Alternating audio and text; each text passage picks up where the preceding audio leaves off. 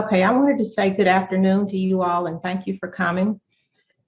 Today, I've decided to speak to you all about your home care agency's scope of practice. And what I'm going to do is I'm going to talk about your scope of practice for in-home aide, companion sitter, and then I'm going to show you all some things that agencies can do if they have a nursing services license so that you don't get those mixed up, because there's some very gray areas and you have to make a decision sometimes as to whether you're operating out of your scope of practice. So the first thing I'm going to go over is the in-home aide duties under your scope of services. When all of you did your policies and procedures, you had a policy there called scope of services or scope of practice. In that particular policy, you had to list the things that your aides would be doing, and now they have separated it out. You need a section for what your companion sitters will do, and what's legal for them to do under your home care license. So I'm going to start with the in-home aide duties. You're providing personal care services, including assistance with bathing, dressing, toileting, eating, and feeding.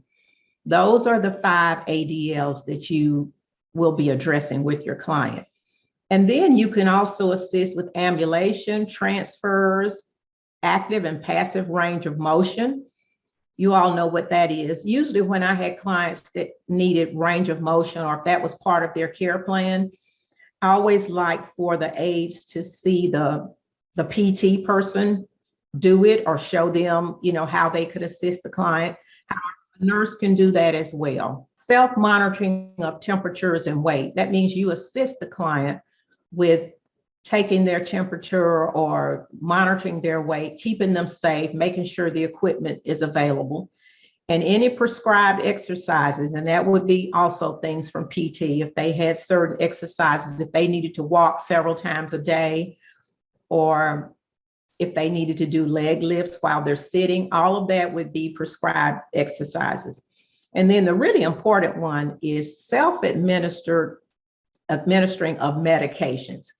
The client has to administer those medications themselves. You can get the water for them.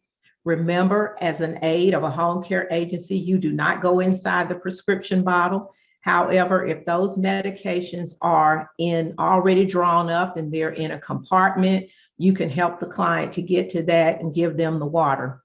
But you do not fill that medicine box. And nurses, you should really make sure that the clients know that when you go out and admit them. And then there's all the incidental or instrumental activities of daily living. That's things like making the bed, sweeping, cooking, dusting. And you have to let your clients know that this is light housekeeping. I used to emphasize that a lot, because sometimes there were clients that would ask the aides to clean the refrigerator, wash windows, also go outside and cut shrubbery. We all know that is not part of personal care services. So from time to time, you need to let them know when it comes up. Hopefully on a case-by-case basis, your aides will come to you and say, I'm being asked to do this. And then the nurse or agency director will step in and clarify those issues. But on admission, if you will let the clients know, these are the things that we do, and these are the things like cleaning the oven, all of those things are out of line. I mean, a deep clean of the oven where you put the product in there and wait and get it out. Of course, if they cook, they will wipe the oven down. And then applying TED hose, binders, and prosthetic devices. Those are things that your in-home aides can do. But as a nurse, when you validate the skills, if your client has TED hose, binders, or any type of prosthesis, you want to make sure that that aide knows how to do that. And I would add it to the checkoff list and check them off to be sure they're doing it properly.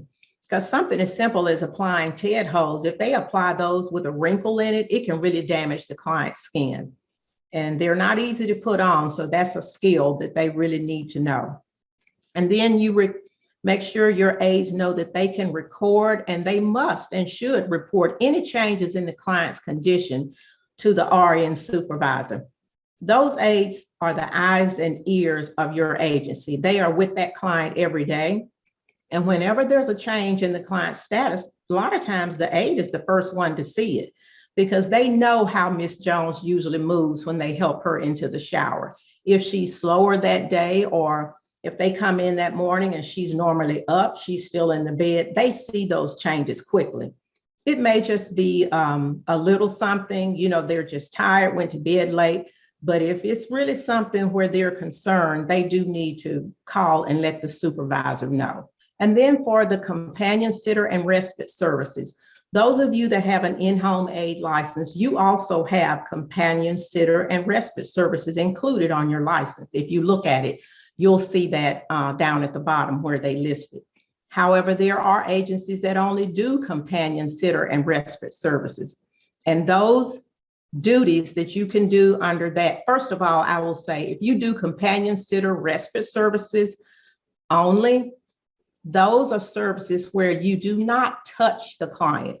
You don't help them to put their clothes on. You do not give them a bath. That is not part of that service. If that's what that client needs, then it's an in-home aide service, and you need an in-home aide license and a supervising RN. Also, the person that can supervise the companion sitters can be, we call it a service supervisor. That person does not have to be an RN because they're not touching the client. So you really could have your agency set up where you have an RN supervising your in-home aides, and you have a service supervisor that supervises your companion sitters, and that's two different areas.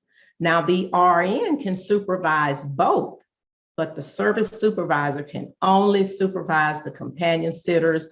She can write their care plan, do their assessments just for that. However, if they need to be touched, bathed, any of that, they are an in-home aide client. So you're doing basic home management.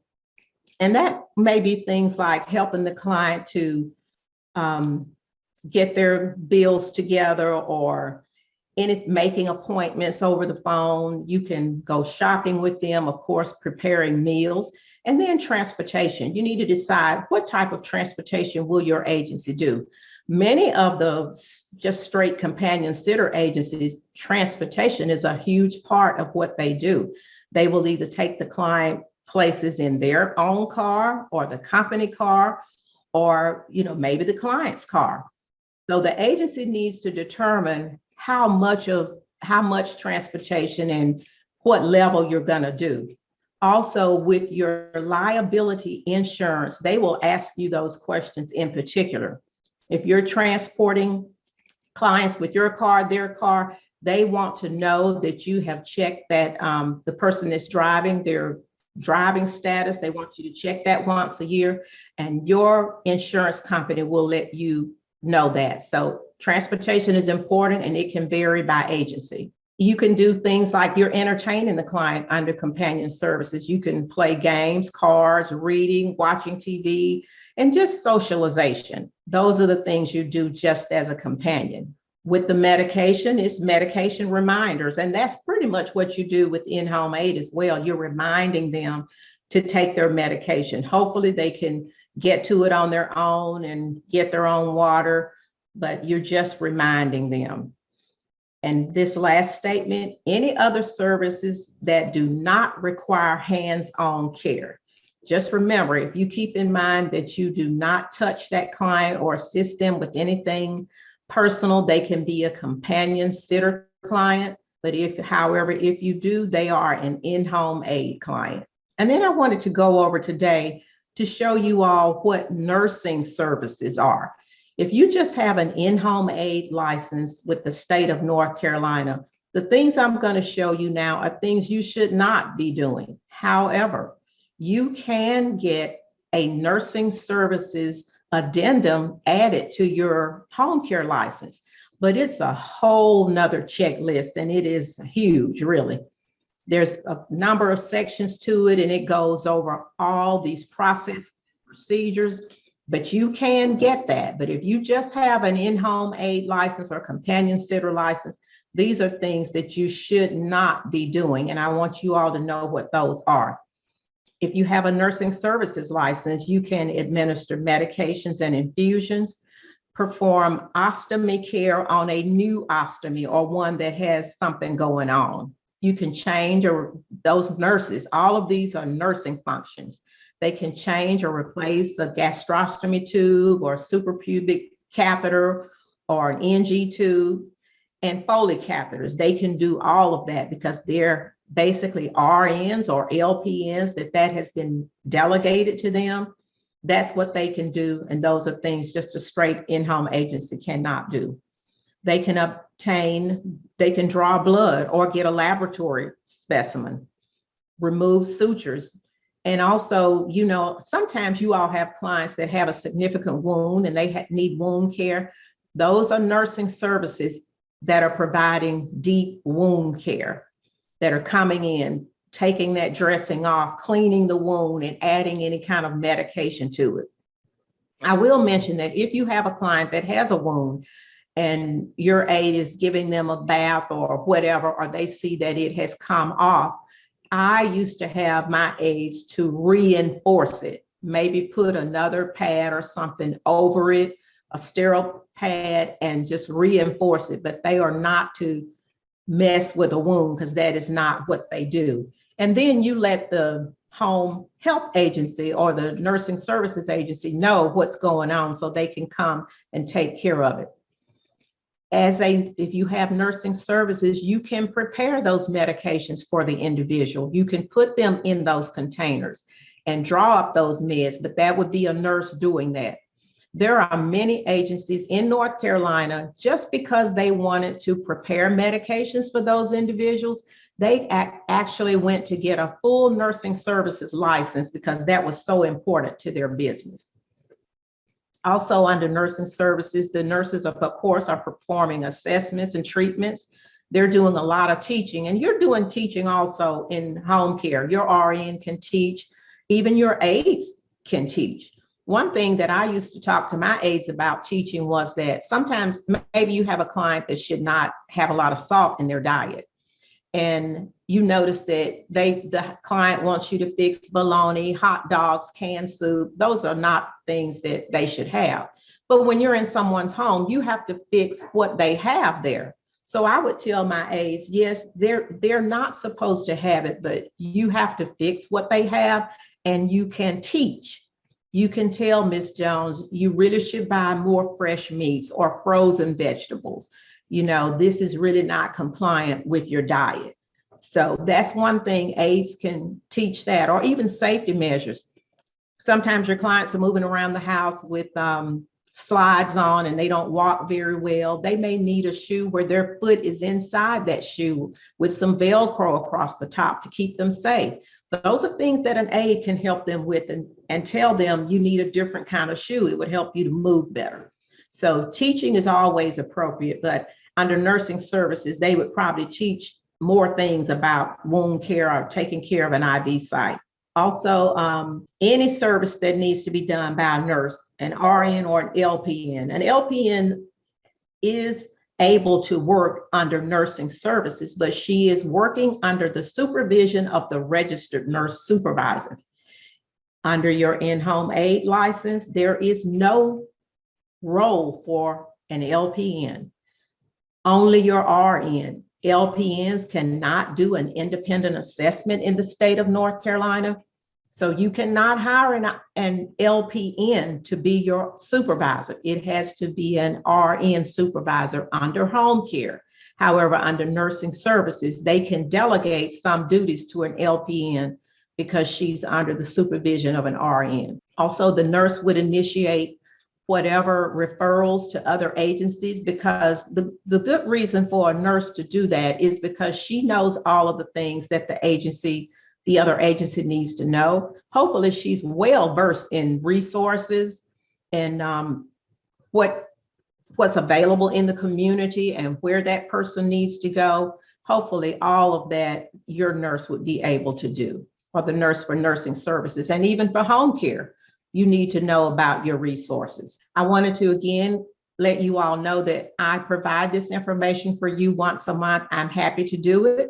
However, before you go in to make changes to any of your policies or you implement anything that I'm advising you on, you need to make sure that you look at the rules and regulations, that you consult the federal or state authority that's over that, and that you make changes only after you have verified that that is a change that you need to make to your agency policy or whatever it is that you normally do. So what I'd like to do now is, that was basically what I had prepared for you all today.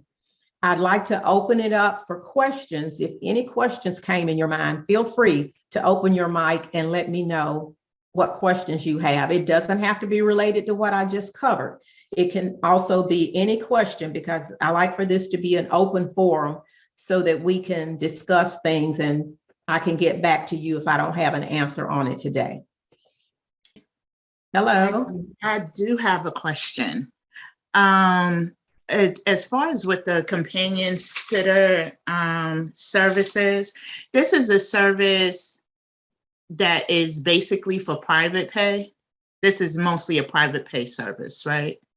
Absolutely, because Medicaid, if you cover clients under Medicaid in the state of North Carolina, they have to have a need that's related to a diagnosis or their health. And so a person that just needs companion sitter services probably does not have that diagnosis, and they may not even qualify for Medicaid. But Medicaid is tied to a physical diagnosis that the doctor indicates. So yes, Shanice, that would be a private pay service.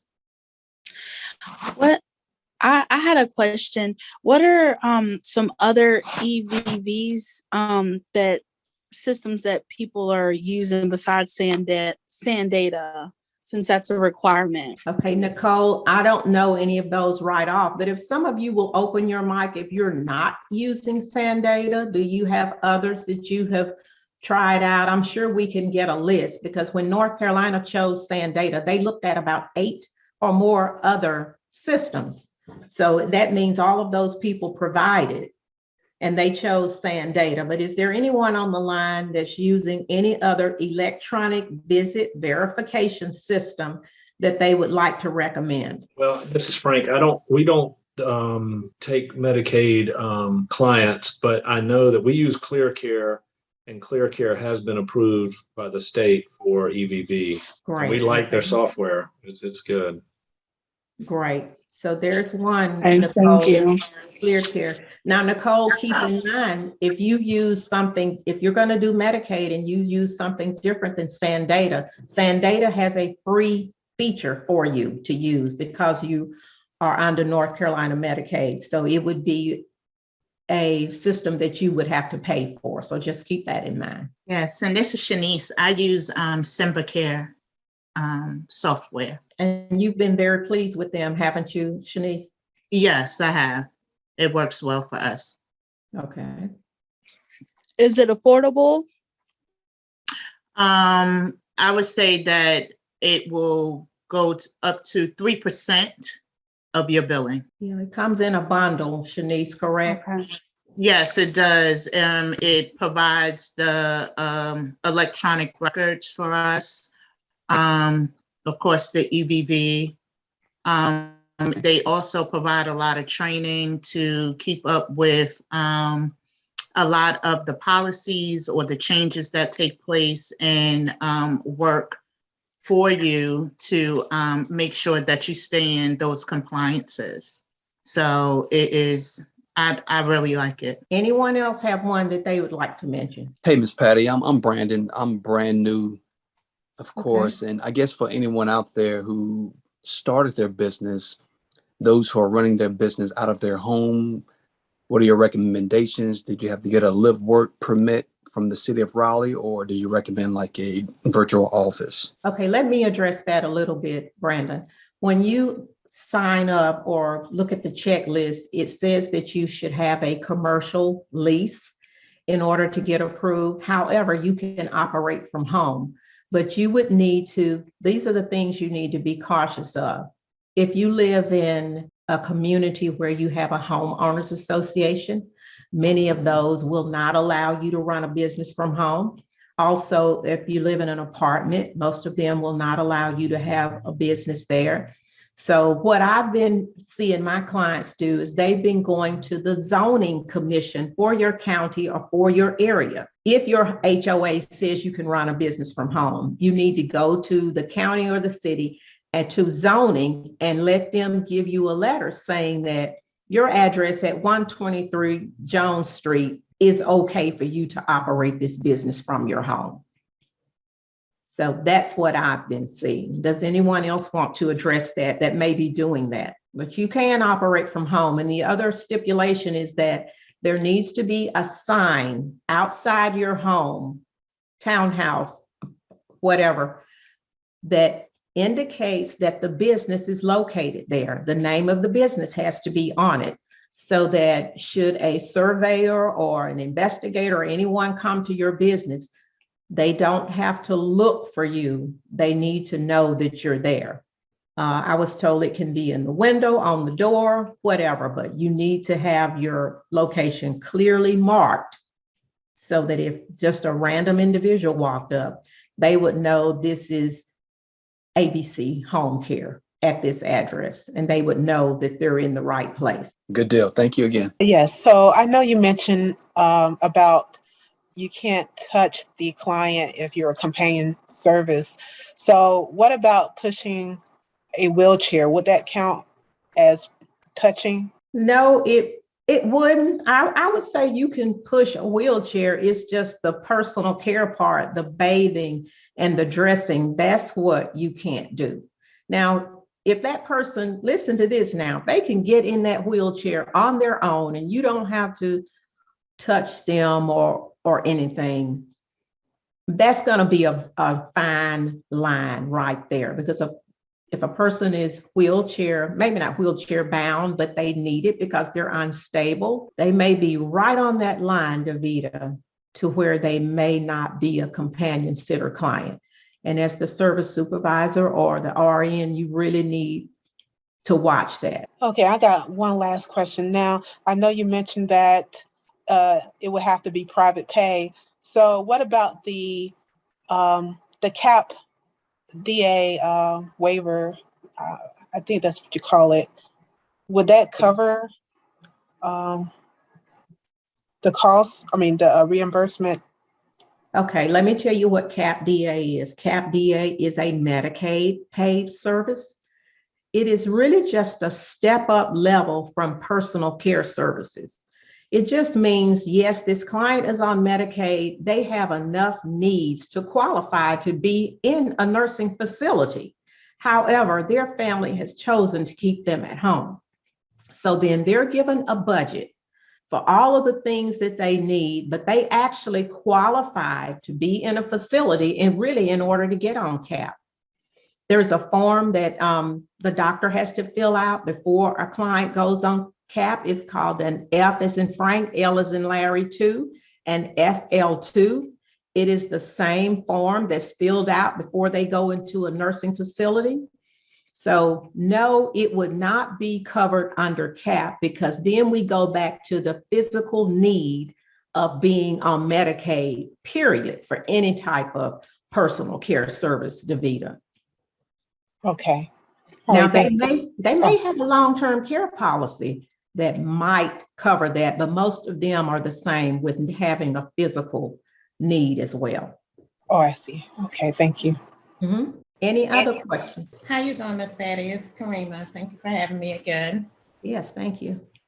My question is, I would like to provide services to teens as well as pregnant mothers and families. I see quite a need for women that are on bed rest, teens who've been admitted to the hospital for suicidal ideations, and also families who are just very overwhelmed with their lives.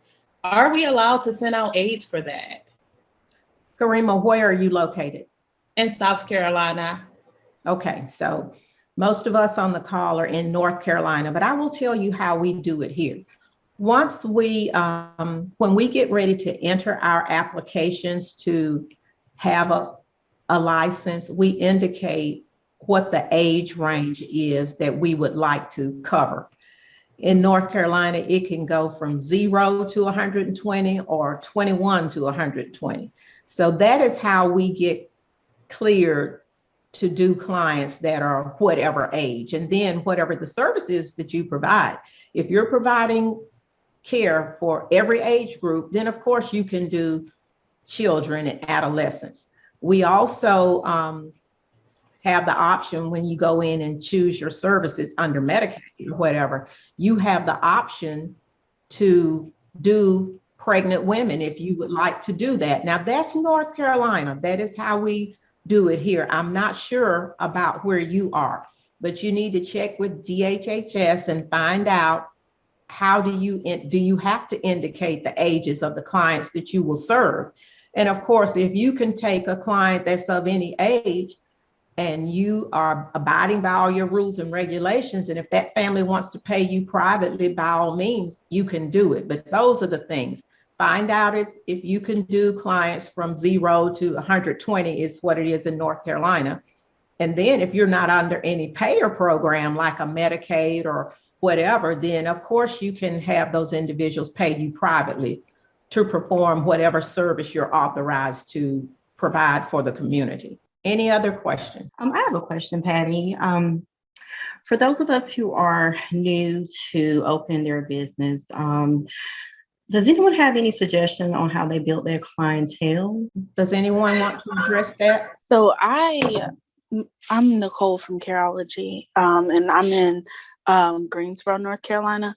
But so what I've done and I've continued to do is kind of just like basically make, how could I say, just those relationships, build those relationships with social workers, like in the hospital, or even, going by, retirement centers and, talking to them because, trying to get a contract with them, because when you go by like nursing homes, or not really more so retirement centers, but more so nursing homes, they may like, you guys can benefit on both ends. Like, so you may have some aides that, that they're short in their facility and, you want to help them out. So you can send them an aide and you guys can kind of have a contract.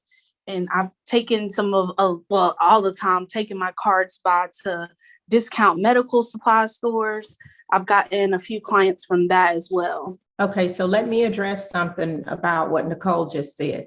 She talked about you going to a facility and possibly getting a contract to send your aides into that facility.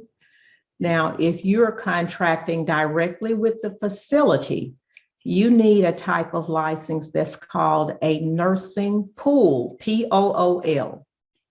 It's a separate license to go with your home care license. However, if you go in that facility and there is a client in there, Miss Jane on the second floor in 2G needs an aide, she can contract directly with your agency because that is just her residence. That's where she lives. And so she is just your client. And Miss Jane would pay you directly as an agency as if she was living in a house someplace else. But if you are signing a contract with that agency, with that community or a hospital or a nursing home, you need a license that's called a nursing pool license to go along with your home care license. What was that? A big deal to get, Patty? Is that a hard? It is not a big deal, but you have to, Frank, you still have to submit the checklist. The checklist is not as extensive, and you have to have policies to go along with that. You probably have all the personnel, all of you do, but you have to have a different set of policies, and they also want to see the contract that you're signing. So all of that is part of it. And we have helped clients to get that. We have some clients that's all they do is nursing pool. They don't send anyone into the home. They just have a nursing pool license, and they get together, aides and nurses or whomever, and they supply those to facilities. But there is a separate license for you to do that. Now, the facility is not going to know that. If you show up and sign a contract and start sending people in there, they think you're doing what's legal, but if you don't have a nursing pool license, then you should not. You If could you do a are, staffing agency as well. yeah, Sorry, that's what a Miss Patty. staffing agency is a nursing Yeah, license turns you into a staffing agency as well. Now, Absolutely. I always had a license to do staffing or nursing pool. I always had that license, but I never had enough people to be able to use it. Yeah. I needed so many people to cover the client base that I had. I was never able to supply people to the hospital or to the nursing home or to a facility because I needed every one of them myself. Now, there was one time, have you all heard of PACE? The PACE agencies that are around the state, they are all inclusive. Yes. They do everything for the client.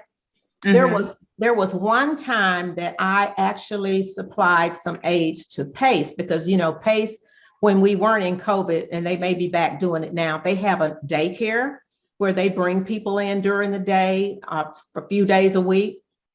And before they bring them in, some of those people need someone to come in and get them dressed when they get home. If their family's not there, some of them need an aide to come home and receive them and wait until their family comes. So I went under contract with PACE under my nursing pool license or staffing agency license to let my aides go in and work for their people, and PACE paid me.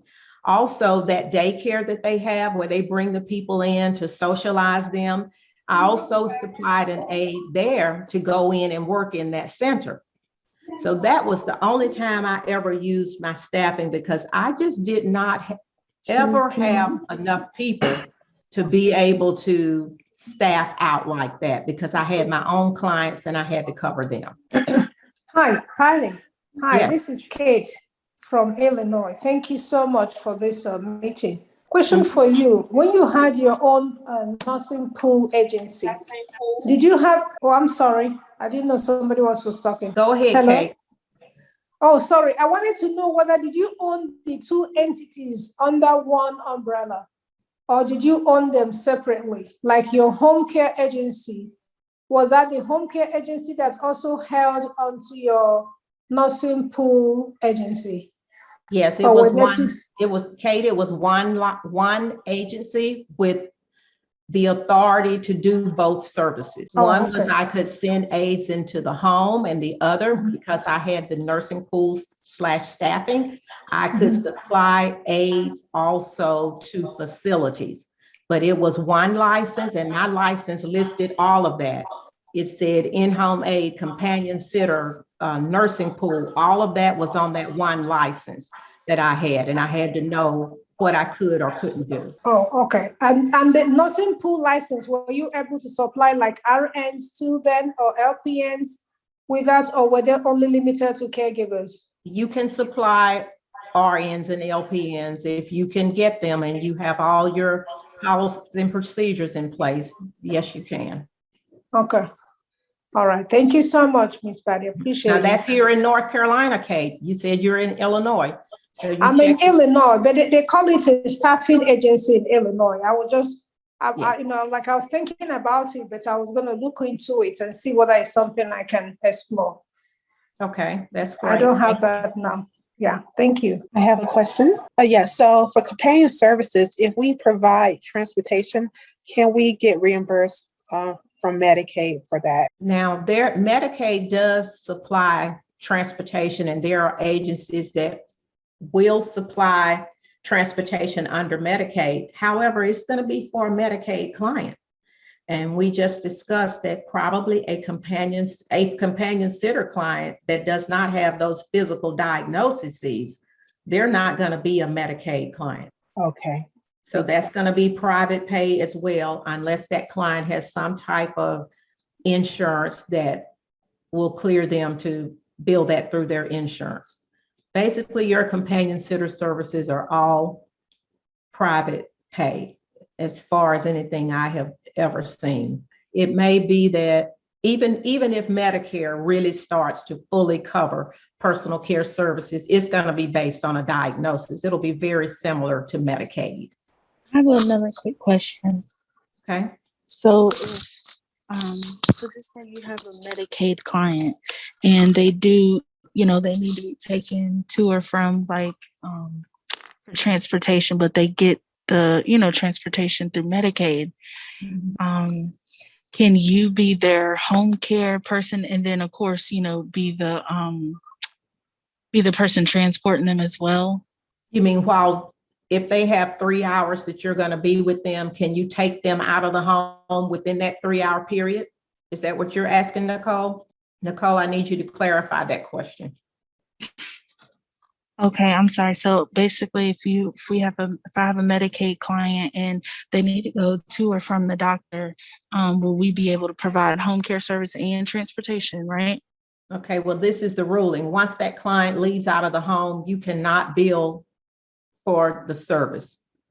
If you were supposed to stay with Miss Jones for 3 hours today and you got there, you were supposed to be there 8 to 11, but she had a doctor's appointment and had to leave home at 10, your services should not bill past the time that she leaves out of the home. When she leaves the home and you leave the home, you cannot bill past that point, because if she can get Medicaid transportation, of course, the transportation company that's billing Medicaid can pick her up and take her, but you cannot be reimbursed for the time that you're not in the home with the client. But Patty, if your agency is providing the transportation, can't you bill for it if your caregiver is providing the transportation as part of your care plan? And is that under? Yeah, we were speaking of Medicaid. Now, if it's private pay, you can bill for whatever. Oh, okay. Yeah. Okay. Nicole, I thought asked a question about Medicaid. She did. But okay. If it's private pay, you can bill them, because all of that is included. You're not under Medicaid restrictions, but Medicaid has restrictions that your care is provided in the home. Once they leave the home, you don't bill past that point. Okay. Thank you. Okay. Thank you for clarifying. Thank you so much. Ms. Betty, just to clarify with the Medicaid, do we need a separate license to be able to bill Medicaid, a transportation license, to be able to bill Medicaid for transportation? Is that something separate we would have to get if our clients need transportation to and from doctor's appointments to be able to bill for it? I'm not sure how it is in South Carolina, but in North Carolina, transportation is not included under personal care. So anyone that's billing Medicaid or transporting a client, they need to be a Medicaid transportation provider. Okay. Now, South Carolina may be different than that, but that's how it is here. I know no circumstance where if you have a Medicaid client, you can bill for transportation just under personal care. It is not on your care plan. When you get that care plan from Liberty, there's not going to be anything on there about transportation. And this is something for you all to think about too. You all know what artificial intelligence is, right? That's where they have all these great systems that see everything, match up everything. Just think about this, okay? You sent your aide to work with that client at 8 o'clock this morning. If the client has a 10, and it's Medicaid, client has a 10 o'clock doctor's appointment. When that client walks in that doctor's office is going to start billing Medicaid. Do y'all hear me? So here you are, you're billing from 8 to 11, but the doctor is saying, I've got her in my doctor's office at 10. So she's in the doctor's office.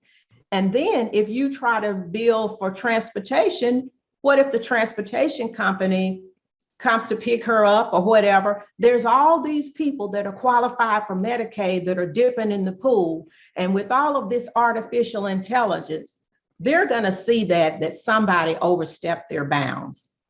So there used to be a time when things like that were going on and no one saw it. But these systems are all connected. They can see exactly what's going on. And these things trigger an audit or a review.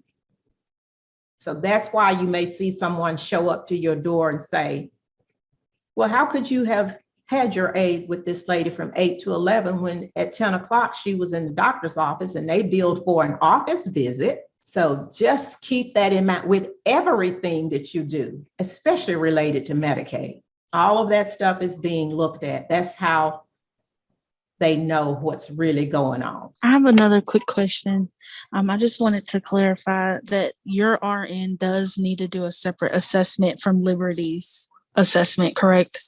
When they send you a referral, correct?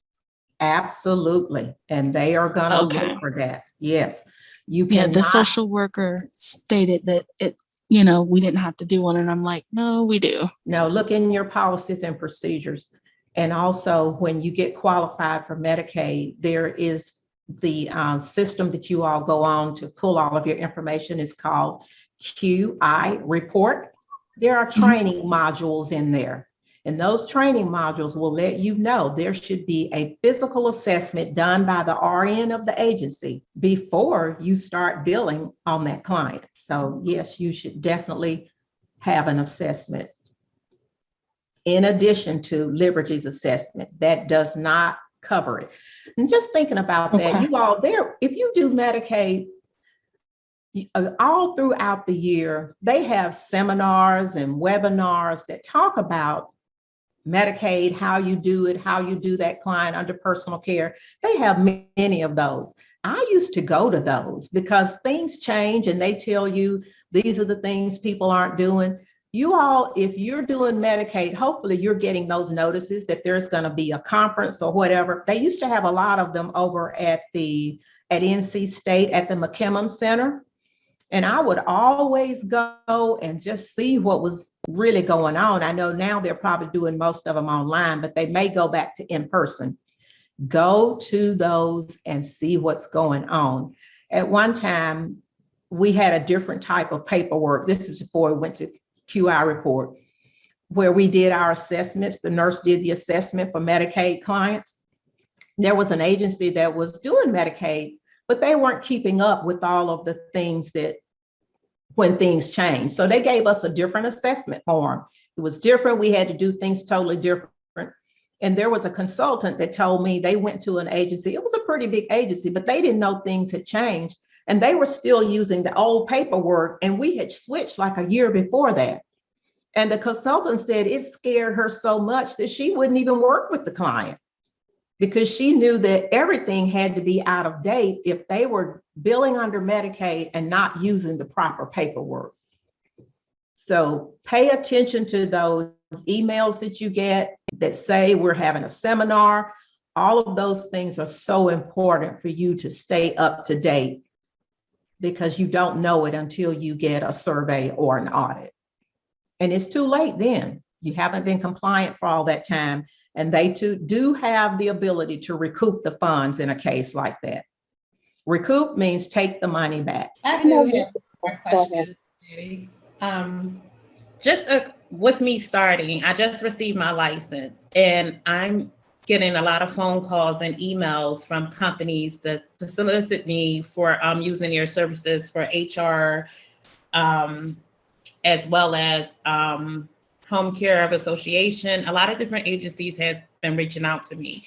However, I haven't made a dime yet and I don't have one client, but I do have a $20,000 budget to start my business.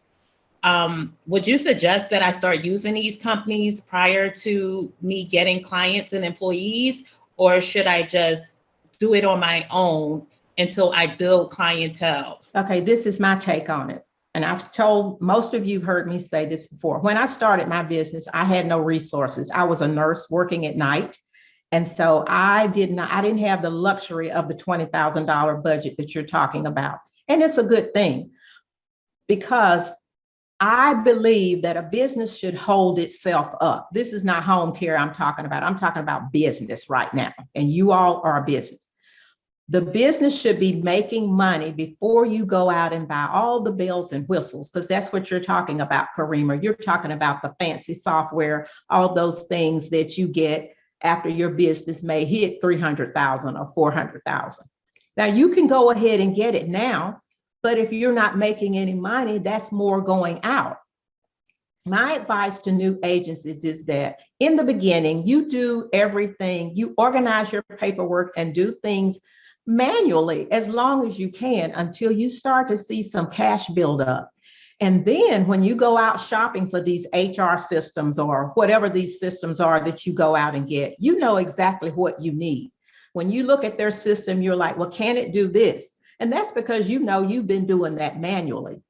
So I'm not for buying a lot of extra things until the business makes money. You can do that and just, bank on making sure that the money is going to come in, because the business that you all are in is very heavy on payroll.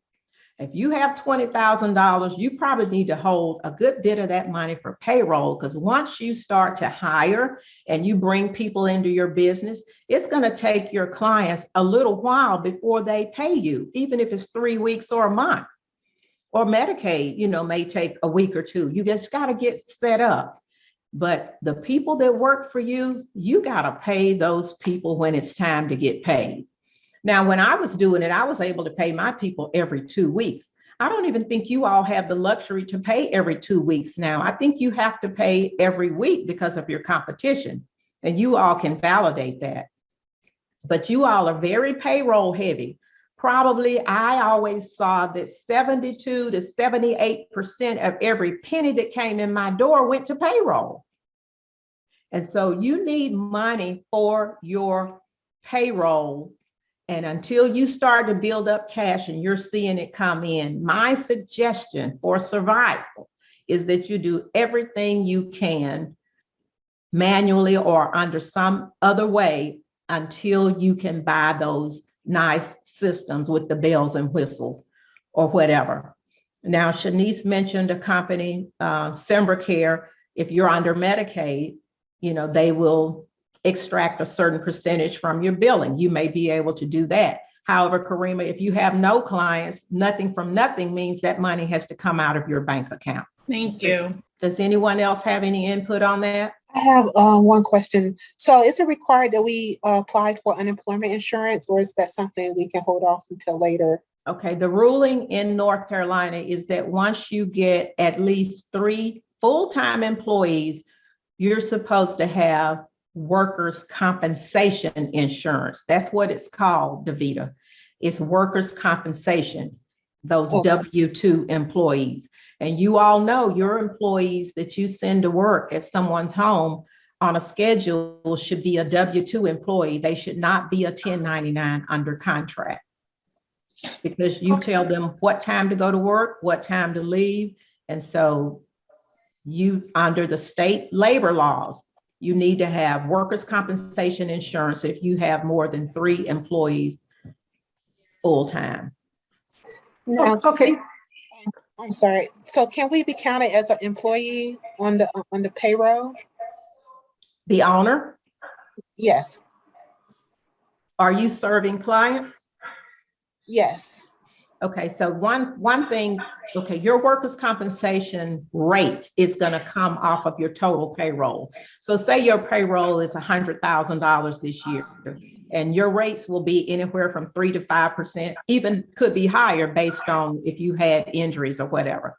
So the owner can exclude themselves. And I always excluded myself as the owner. I paid myself a salary, but like if my payroll was 500,000 and I had paid myself 70, I could say my payroll is 430,000, because as the owner, I did not have to cover myself.